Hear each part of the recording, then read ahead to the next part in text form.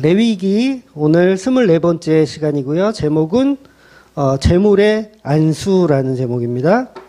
레위기 8장 14절에서 21절 말씀, 레위기 8장 14절에서 21절 말씀 같이 보도록 하겠습니다.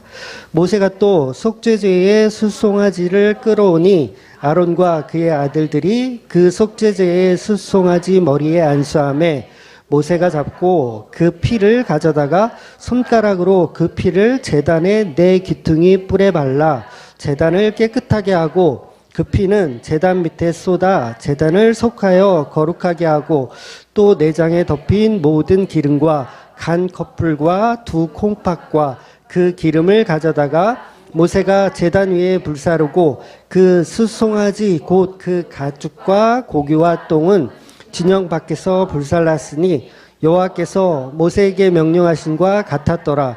또 번제의 순양을 드릴새 아론과 그의 아들들이 그 순양의 머리에 안수하매 모세가 잡아 그 피를 제단 사방에 뿌리고 그 순양의 각을 뜨고 모세가 그 머리와 각 뜬 것과 기름을 불사르고 물로 내장과 정강이들을 씻고 모세가 그 순양의 전부를 제단 위에 불사르니 이는 향기로운 냄새를 위하여 드리는 번제로 여호와께 드리는 화제라.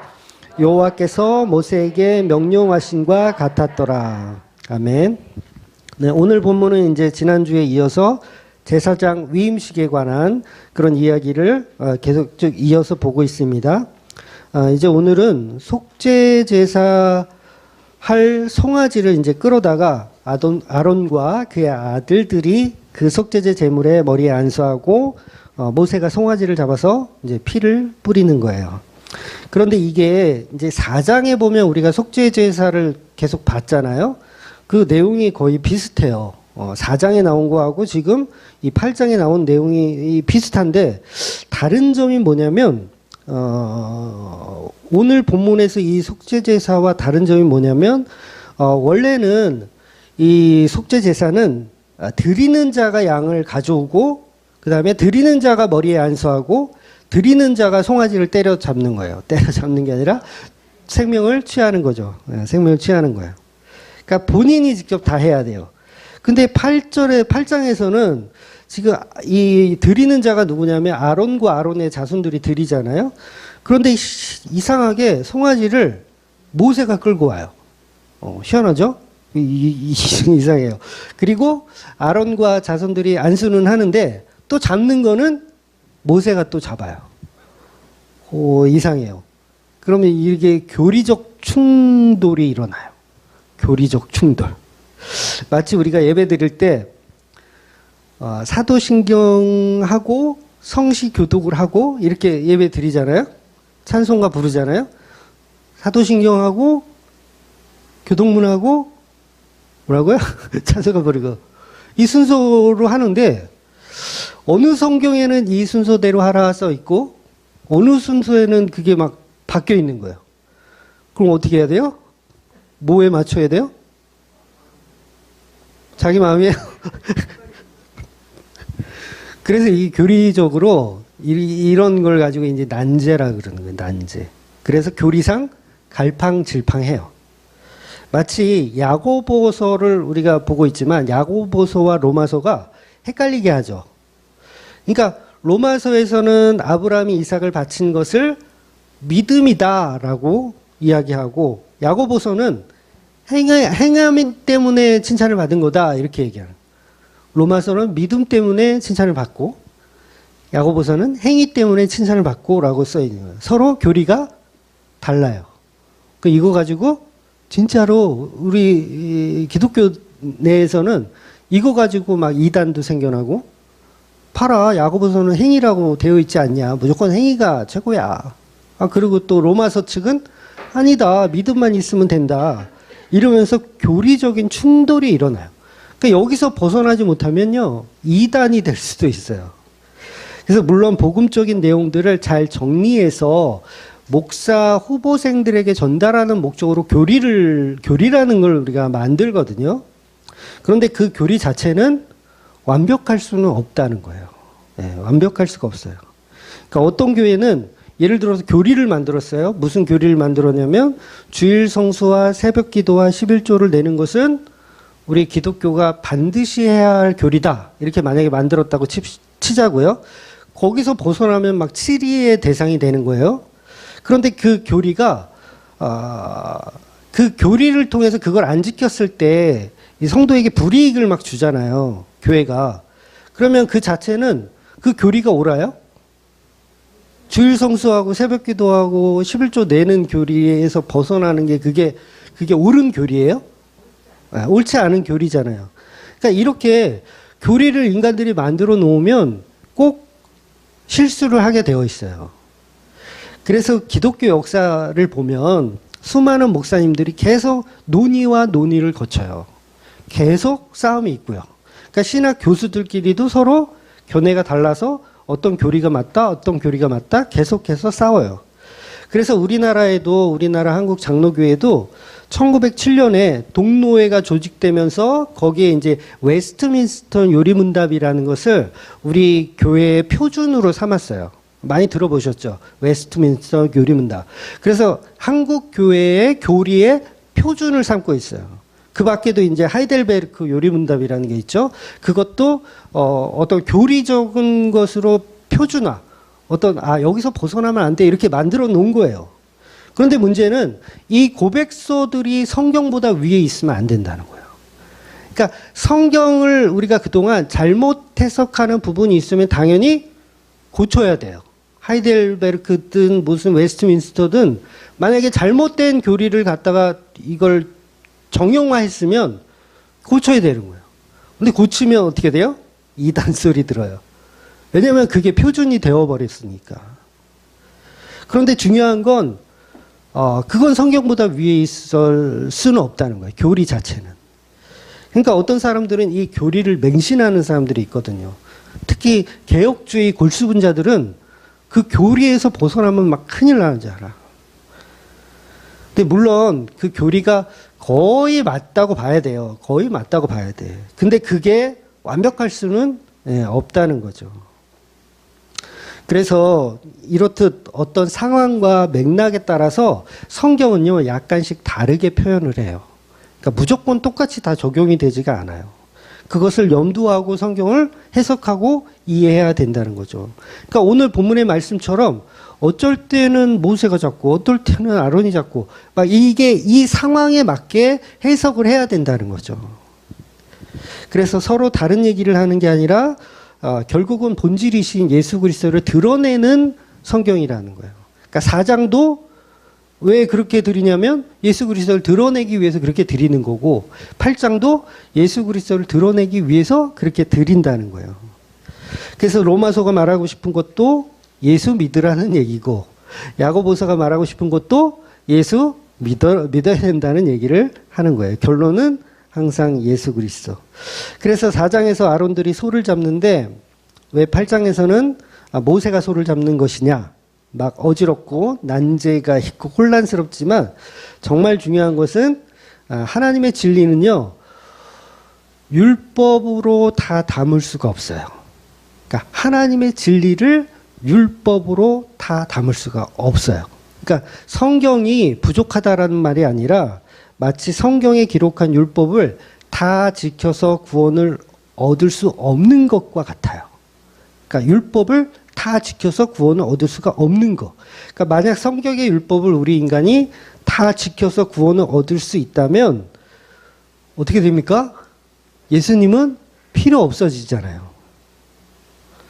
그래서 성경이요 일부러 율법을 지킬 수 없도록 여기선 이 말하고 저기선 저 말하는 거예요. 진짜. 왜냐하면 이거를 다 율법적으로 다 이렇게 맞춰버리면요. 율법을 지켜내는 인간이 생길 수도 있기 때문에 아예 이건 불가능하게끔 율법을 그렇게 만들어 놨어요. 그러니까 613가지가요. 굉장히 율법이 613가지인데 이거가 굉장히 개별적이에요. 그러니까 하나를 지키면 하나는 못 지킬 수밖에 없는 구조로 되어 있어요. 희한해요. 그러니까 이거 지금 자세히 설명하면 좀 그렇지만 전에 제가 설교를 많이 했을 거예요. 이 부분을. 안식일을 지키려다가 뭐를 놓쳐야 되고, 뭐를 지키려다가 안식일을 놓쳐야 되고, 이런 개념들이 있어요. 그러니까 문자적으로 율법 자체는 지킬 수가 없는 구조로 되어 있어요. 이건 왜 그랬다? 일부러. 예수 그리스도만 드러나게 하기 위해서. 그러니까 바리새인들이 나는 613가지 율법을 다 지켰습니다라고 이야기하면 그 사람 뭐예요? 거짓말쟁이에요. 거짓말쟁이. 그러니까 왜 옛날 왕이 죽은 그 씨앗을, 삶은 씨앗을 주고 꽃을 피우라 했더니 아무도 피울 수가 없잖아요. 그런데 자기가 피워와. 화분에다 심어와. 그 사람 뭐예요? 거짓말쟁이. 왜냐하면 그 씨앗 자체는 죽은 거. 여러분, 율법은 이미 죽은 거예요. 우리가 지켜낼 수 있을 만한 게 못 되는 거예요. 그래서 우리 교인들도 마찬가지입니다. 우리가 하나님 뜻에 100% 맞춰서 살 수 있는 인간이 있을까요? 없어요. 우리 삶 자체가 100% 맞춰서 살 수 없게끔 만들어 놨어요. 그렇지 않아요? 그러니까 여러분의 삶이 가는 족족 다 해피해. 그러면 하나님 뜻대로 살 수도 있겠죠. 근데 하나님은 절대로 그렇게 안 놔둬요.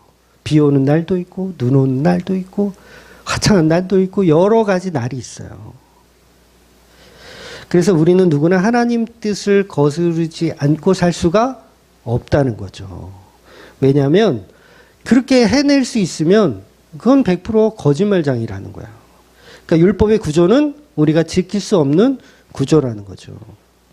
그러니까 예를 하나 들어볼게요. 안식일이란 율법이죠. 안식일이란 율법을 완벽히 지키려면 여기 지금 이거 형광등 켜져 있는 거, 에어컨 돌아가는 거 이거 켜도 될까요? 안 될까요? 키면 안 돼요. 그러니까 이 스위치를 누르는 이것도 노동이고, 다른 사람이 켜준다고 해서 될까요? 왜 안 돼요? 매매를 하기 때문에. 이 전기세를 내잖아요, 우리가. 교회에서 이 요금이 지금 계속 카운트 되거든요. 10원, 20원, 30원, 40원. 요금이 카운터 돼. 그러니까 지금 뭘 하고 있는 거예요? 사고 파는 장사를 하고 있는 거죠. 매매를 하잖아요. 그러니까 이거 키면 안 돼. 그러니까 안식일 교회는 예를 들어서 그 안식일 교회는 안식일을 거룩하게 지킨다고 하잖아요. 토요일 날 예배 드리면서 그냥 형광등 키면 안 돼요? 아니, 키면 돼요, 안 돼요? 안 돼요. 마이크 쓰면 돼요, 안 돼요? 안 돼요. 이거 다 전기세니까.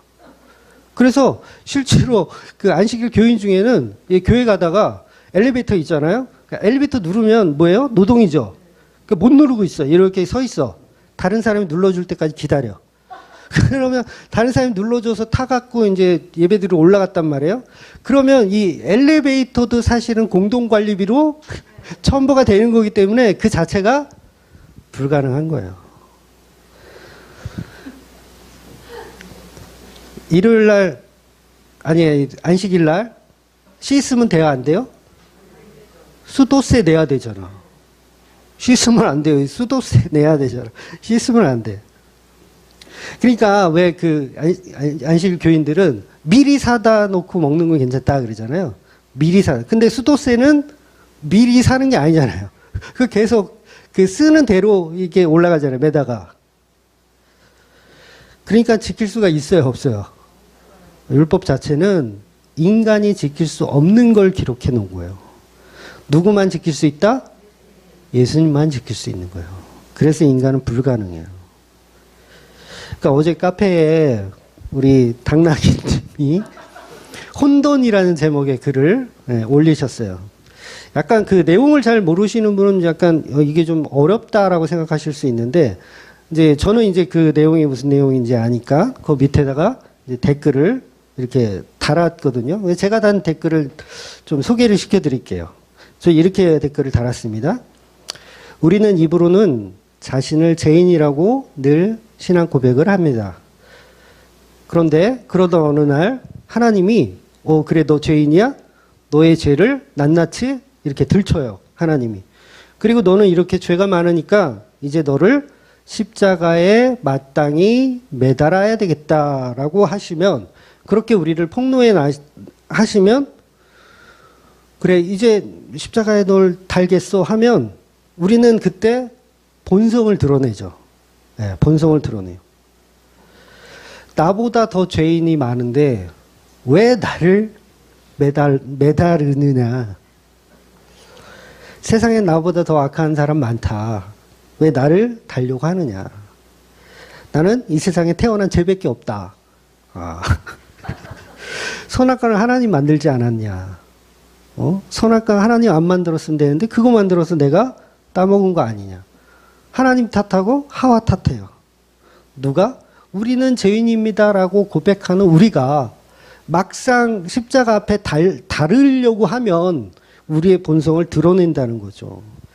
그래서 그 십자가에 달리실 수 있는 분은 인간 중에는 없어요. 우리는 다 입으로는 죄인이라고 하지만 그래 죄인이니까 너 지옥 가라고 하면 우리는 왜 내가 지옥에 가야 돼요? 이렇게 따지는 인간들이라는 거죠. 그래서 우리는 결코 예수님을 흉내낼 수도 닮아갈 수도 없는 존재라는 거예요. 우린 그분을 믿는 거죠. 안 되니까. 닮을 수 없으니까. 흉내낼 수 없으니까. 그때 비로소 성령의 은혜가 우리 안에 들어오면 이제 십자가로 죽는 삶을 우리가 기대하며 사는 거예요. 그러니까 율법 자체는 인간이 풀 수 있는 수학 문제가 아니었던 거예요. 누구만 풀 수 있다? 예수님만 풀 수 있다. 아무도 해낸 인간이 없어요. 원효대사 해냈을까요? 법정스님? 성철스님? 석가모니도 안 돼요. 공자, 맹자, 소크라테스 다 안 돼요. 그 율법 자체는 인간의 철학으로, 인간의 종교로 이루어낼 수, 성취해낼 수가 없는 구조이기 때문에 그래요. 그래서 예수님이 이 땅에 오셔야 되는 거예요. 예수님이 오셔서 십자가를 지실 만한 분이 오셔야 되는 거예요. 이 땅에 존재하지 않는 다른 존재가 오셔야 되는 거예요. 그래서 이 땅은 다 죄고 다 타락이고 그렇기 때문에 타락하지 않는 어떤 존재가 오셔서 십자가에 달리는 방법밖에 율법을 지킬 도리가 없는 거죠. 그래서 하나님의 의도는 그저 인간에게 율법을 주시면서 그걸 지킬 수 없음을 깨달으라고 주신 거예요. 그 깨달음이 어디까지 연결되냐면 예수님이 십자가 밑으로 우리를 이렇게 이끌어 가는 거예요. 그래서 난제를 보면 여러분 오히려 감사하셔야 돼요. 성경의 난제를 보면 아 이걸 어떻게든 해결해야 되겠다 이거보다도 물론 좋은 목사님한테 이렇게 자문을 구하는 건 좋지만 그 자체가 아 우리는 율법을 지킬 수 없기 때문이구나라고 믿는 것도 굉장히 좋은 해석인 거예요. 그러니까 막 삼위일체 막 어렵잖아요. 그걸 막 팔려고 막 발광을 하지 마시고 아 이건 우리가 풀 수 없는 거구나. 아 이렇게 이해하는 게 오히려 은혜 받은 사람이라는 거죠. 그래서 율법은요 우리가 지킬 수가 없어요. 그러니까 엘리베이터를 눌러야 되냐 말아야 되냐 이거 갖고 싸울 필요가 없다는 거죠.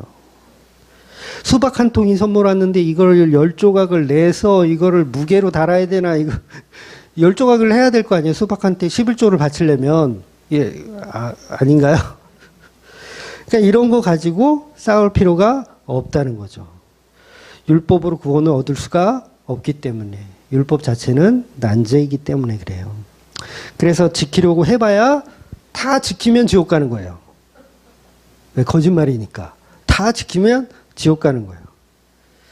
그러니까 지금도 이제 사도신경이 먼저냐 성시교독이 먼저냐 이거 가지고 싸울 필요가 없죠. 예배 순서까지도 다 율법주의적으로 있는 것뿐이에요. 그렇게 중요하지가 않아요. 그러니까 복음의 수준이 없으면 그거 갖고 교회에서 싸우거든요. 우리 교회가 시즌 1 때 딱 그랬어요. 시즌 1 때 얼마나 싸우는지 몰라요. 그것 때문에. 와, 사도신경 왜 안 하냐. 그거 가지고. 사도신경 왜 안 하냐. 이런 이단 교회가 어딨냐. 예배 시간은 왜 11시 30분이냐. 아, 옛날엔 11시 30분에 드렸거든요. 왜 11시 30분이야. 다른 교회는 다 11시인데. 와, 이런 거 가지고 싸우기 시작하는데 진흙탕 싸움이 돼요. 황당하죠. 지금 복음을 전하기도 이 급한 이 시간에 개념 없는 것들이 모이니까 이런 거 가지고 싸우더라고요. 그래서 우리는 율법을 연구하는 게 아니에요. 율법을 연구해서 예수 그리스도를 발견해야지 율법을 연구해서 우리가 율법 잘 지킴으로 결론 나면 안 된다는 거예요. 그러니까 사도신경이 중요하냐 주기도문이 중요하냐 이걸 율법 가지고 막 연구해가지고 결론을 내려고 할 필요도 없어. 그냥 율법을 통해서 예수님이 드러나야 된다는 거죠. 그러니까 제가 20살 때 이제 처음 신학교를 딱 가서 가장 흥미로웠던 과목이 조직신학이라는 과목이었어요. 왜냐하면 교회에서 제대로 배우지 못한 거를 체계적으로 이제 신학교에서 배우니까 굉장히 매력적이었어요. 조직신학이라는 과목이. 그런데 복음을 이렇게 알아가다 보니까 조직신학이라는 것은 성경을 가지고 그냥 학문을 만들어 놓은 거거든요. 성경을 가지고 학문적으로 체계화시킨 논리예요. 그러니까 이 조직신학이라는 이 학문은 예를 들어서 농업이다. 그러면 농업을 학문으로 만든 게 뭐예요? 서울대 농과 교수님들이 가르치는 내용이 학문으로 만든 거예요. 농과가 있는지 모르겠어요. 아, 있나요? 네, 서울대 농과. 그런데 서울대 농과 그분한테 이제 땅을 주고 너 여기 농사져. 아니, 너라 그러면 안 되지. 교수님 농사 지세요. 그리고 이쪽은 농사만 한 30년 하신 분이야. 농사죠. 그러면 누가 농사를 더 잘 질까요? 당연히 농부가 농사를 더 잘 져요. 그런데 이 두 분이 협력을 하면 더 잘 짓죠. 그런 개념인 거예요. 그러니까 조직신학이라는 건 성경을 체계화시켰는데 좋기는 좋은데 뭐가 빠져 있을 수 있어요? 예수 그리스도라는 알맹이가 빠져 있을 수 있어요.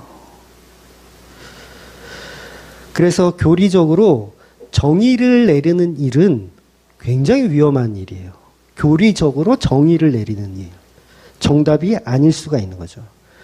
지금은 저는 조직신학을 별로 그렇게 좋아하진 않아요.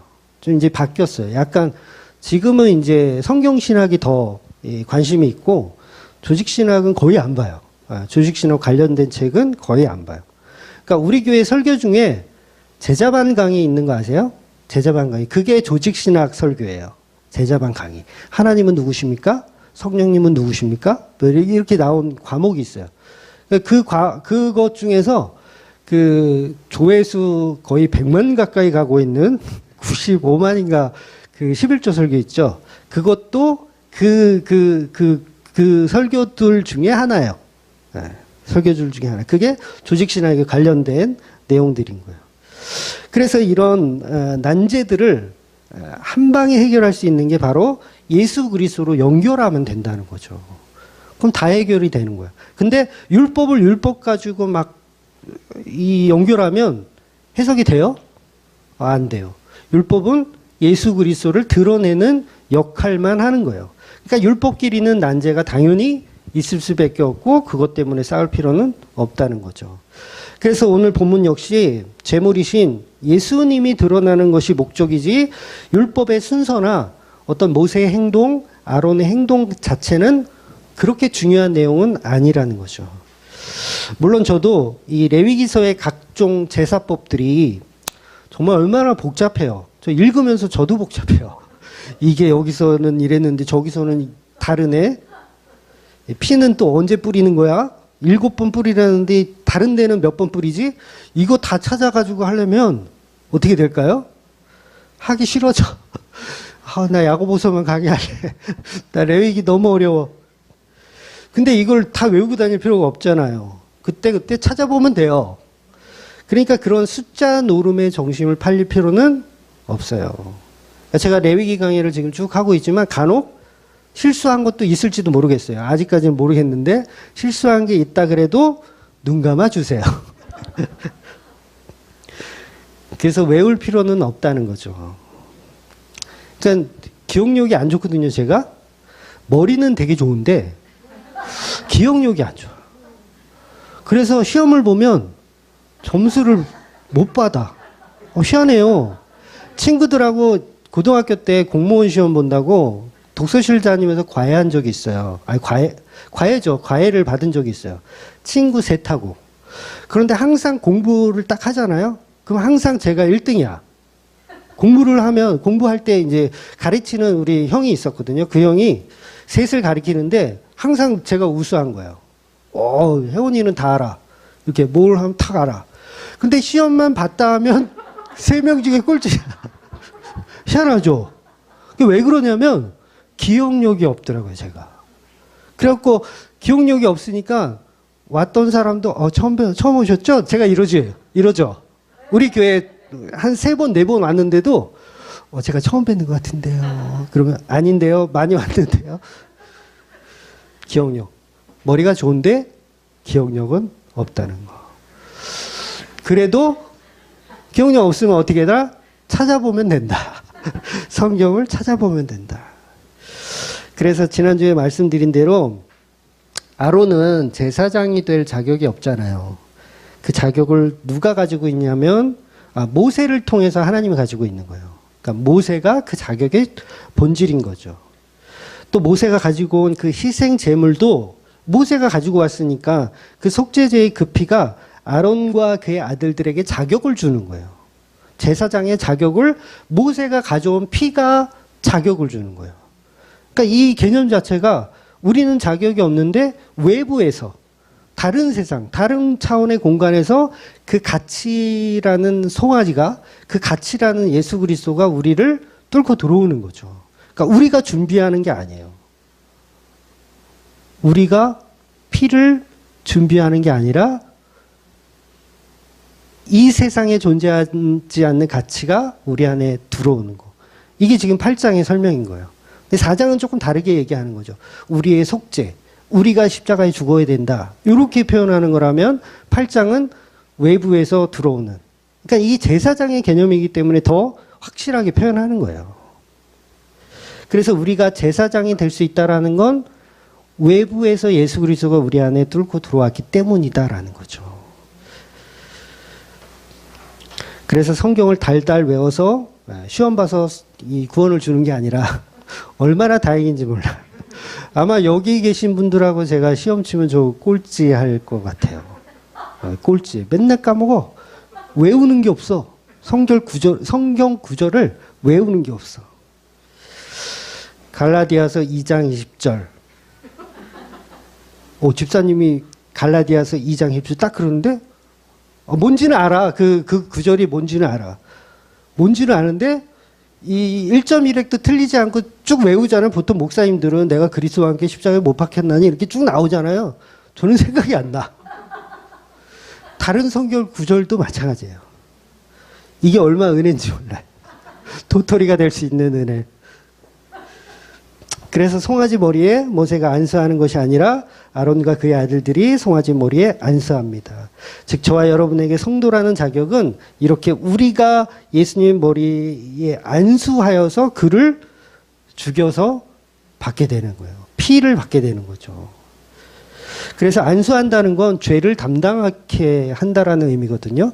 죄를 담당하게 한다. 그래서 오늘날의 안수를 보면 안수가 많잖아요. 목사 안수, 장로 안수, 그 다음에 집사 안수. 집사 안수하면 안수 집사가 되는 거죠. 그리고 아픈 사람 목사님들이 손 얹고 안수기도 하죠. 송구영신 때 축복받아라 그러면서 안수기도 하죠. 여러 가지 교회들이 안수가 있어요. 그런데 지금 그 교회들이 하고 있는 안수는 성경에 나오는 맥락과 좀 많이 달라요. 예. 지금 교회들이 하는 안수의 목적은 거의 다 엉터리라고 보시면 돼요. 여러분, 목사가 안수를 받았잖아요. 그러니까 안수 받은 사람만 바른 복음 전할 수 있나요? 아니거든요. 간혹 목사들을 하고 평신도하고 복음 이야기를 나누면 나는 평신도이고 저분은 목사님이니까 신학을 전공한 박사님이시니까 나보다 잘 알겠지라고 겁먹을 필요가 없어요. 네, 겁먹지 마세요.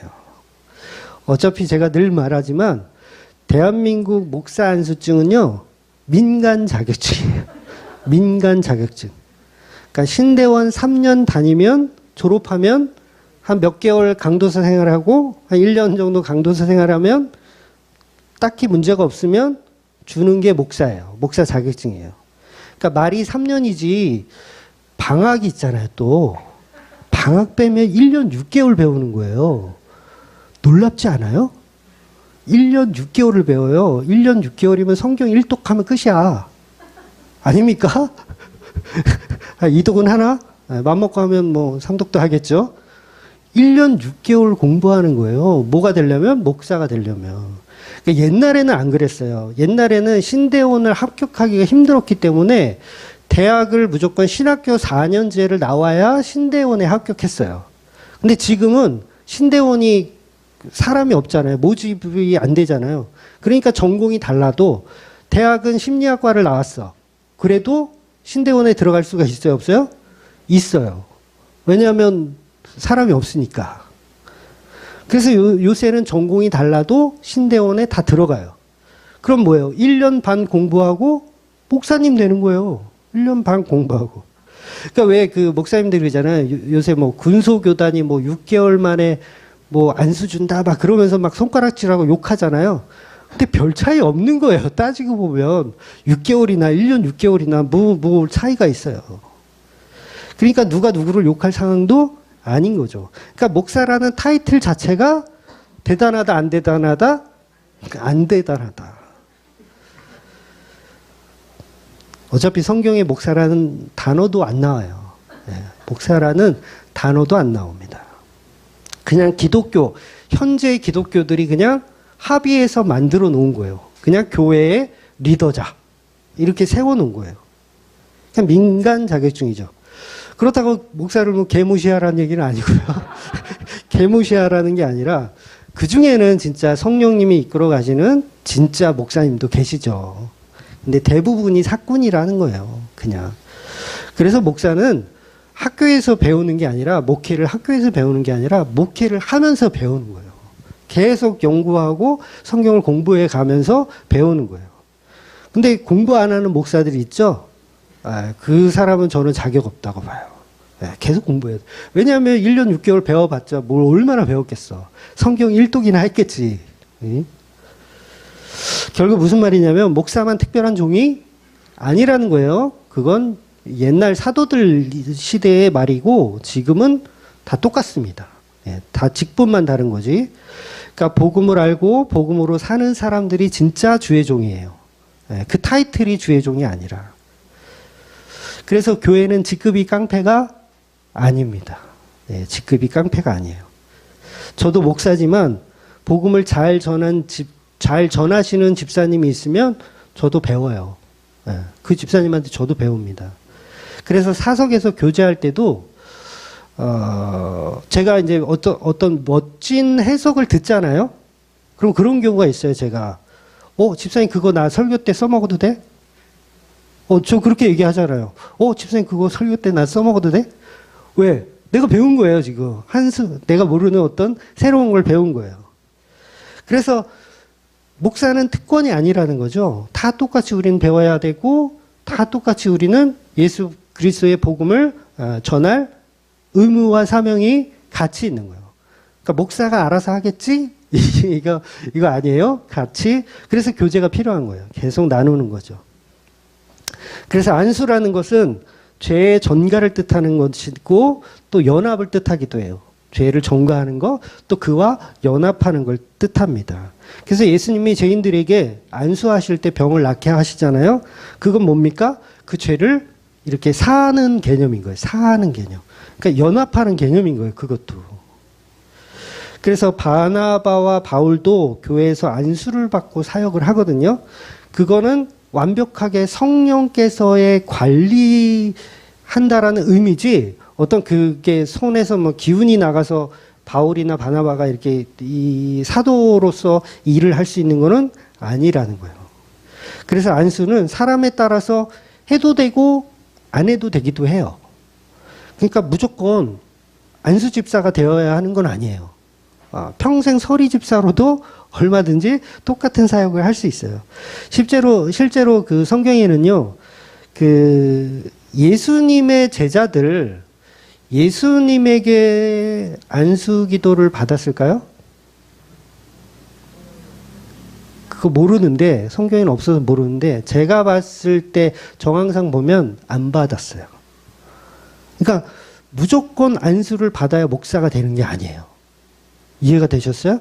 그러니까 12제자는 제가 봤을 때 정황상 보면 제자들 안 받았어요. 그리고 예수님은요, 오히려 세례 요한에게 세례를 받죠. 세례를 받는다는 건 안수를 받는다는 의미가 있거든요. 오히려 예수님은 사람에게 안수를 받으셨지, 사람들을, 제자들을 안수했다 보기에는 좀 정황상 조금 어려워요. 즉, 예수님은, 우리에게 안수를 받으시는 거예요. 우리에게 안수를 받아. 그것이 무슨 뜻입니까? 네, 우리의 죄를 예수님에게 담당시키는 거예요.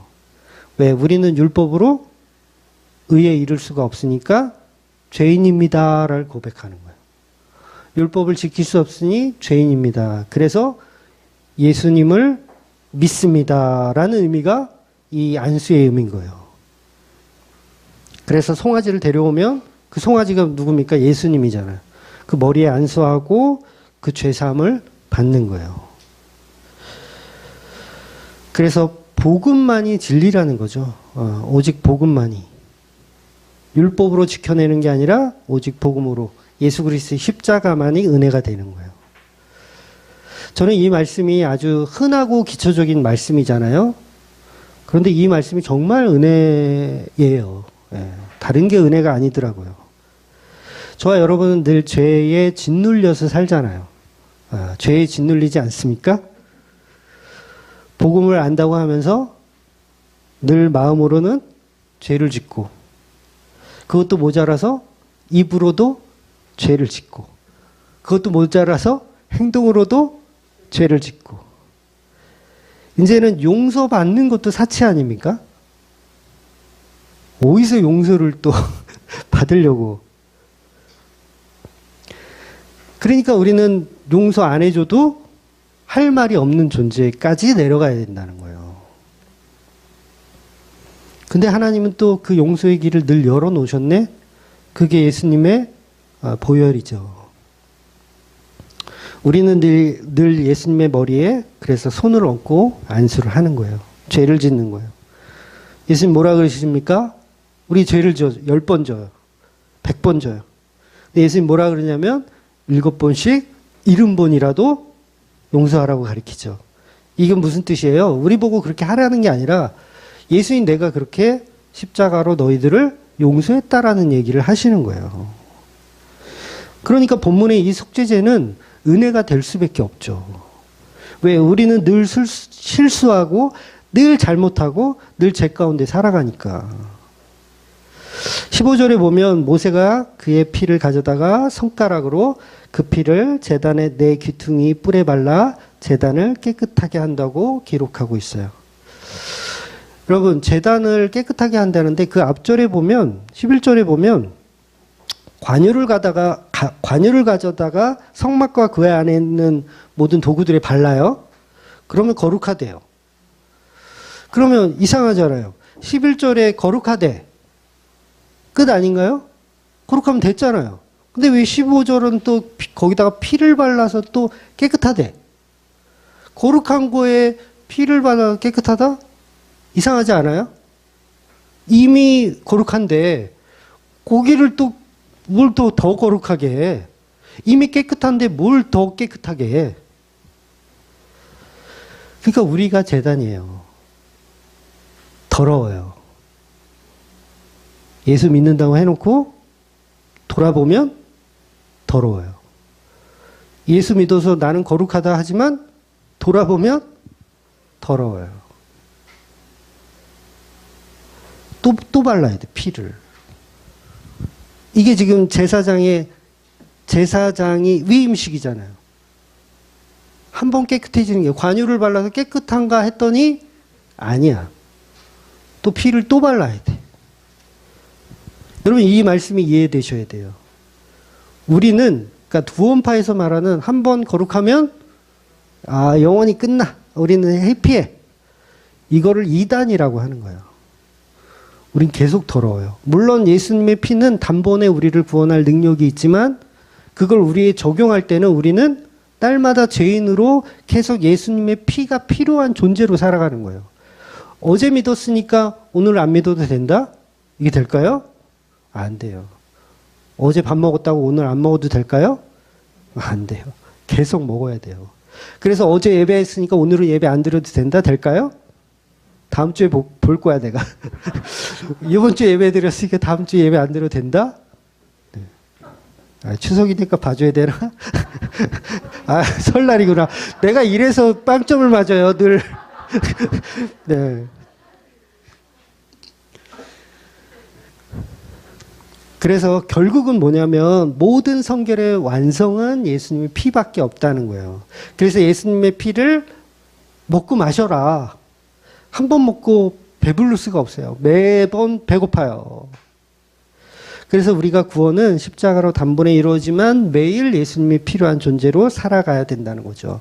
그러니까 제사가 늘 내 안에서 제사가 송아지 잡는 제사, 양 잡는 제사, 예수 그리스도를 잡는 제사들이 매일 이루어져야 돼요. 그러니까 예배가 매일 이루어지는 거죠. 그래서 그 예배 때마다 칭함을 받아요. 깨끗하다. 그런데 돌아서면 또 더러웠고 또 깨끗하다 칭함받아. 돌아서면 또 더럽고. 그 시편에 보면 새 노래로 노래하라 그러죠. 새 노래가 매일 새로운 곡을 작곡하라는 얘기가 아니에요. 써라꽉 이런 거 새로운 곡을 작곡하라는 게 아니라 늘 내가 더러워졌음을 아침에 더러워서 깨끗하게 예배했는데 오후 되니까 또 더러워서 또 예배가 필요하구나. 그 새 노래로 예배하라는 거예요. 그래서 늘 처음 드리는 예배, 늘 마지막인 예배처럼 예배 드려야 되는 거예요. 저희 집사람하고 저하고 사이가 좋거든요. 사이가 좋은 팁이 하나 있어요.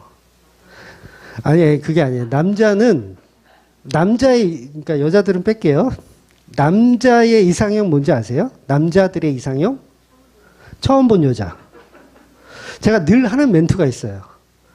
이런 경험 처음이야. 예를 들어서 뭐 된장찌개를 끓여줘. 그러면 먹고, 와, 이런 된장찌개 끓여주는 여자 처음이야. 늘 하는 거지만, 그때마다 멘트를, 이런 된장찌개 끓여주는 여자 처음이야. 그리고 나한테 뭔가를 해줬어. 뭐 우산을 씌워줬어. 이렇게 우산 씌워주는 여자 처음이야. 좀 배우세요, 남자분들은. 이러면 사이가 좋아지더라고요. 그러니까 예수님을 대할 때, 예배를 대할 때, 그 십자가를 바라볼 때 늘 새로운, 그러니까 어제 먹은 그 예수님의 살과 피, 거기서 머물지 말고 늘 새로운, 이렇게 나를 구원하시는 예수님 처음이야. 내일 또. 이게 입버릇처럼 하라는 얘기가 아니라 마음 가운데 그게 공감되어져야 한다는 거예요. 그래서 늘 처음처럼 예수를 믿으시는 저와 여러분이 되시기를 주의 이름으로 축원드리겠습니다. 아멘. 기도하겠습니다.